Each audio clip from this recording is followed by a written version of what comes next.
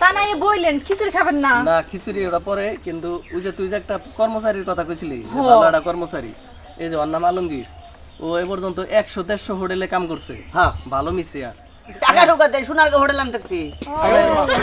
ছোট বড় থাকলে বেতন দেয় না, ও 3 বেলা খাই খালি। বেতন না না খালি খাওয়া খাদের উপরে।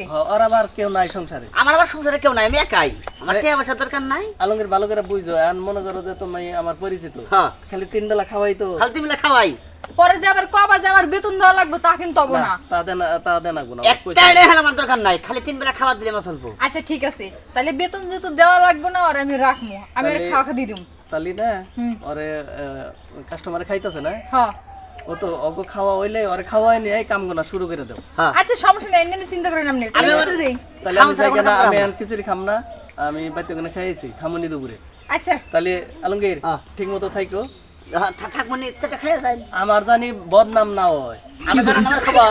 আবার হলো মালিক তো মহিলা মানুষ, হ্যাঁ আবার এদিকেও নজর দিও না। আরে না, আমার কই স্বভাব আছে নাকি? তাহলে আপনি তো জানেন অন্যরকম। আগের কর্মচারী খেলাইছি এই জন্য। হ্যাঁ কোন নজরে তাকাইতো? হ্যাঁ পাগল। আমার এই স্বভাব নাই। গেলাম।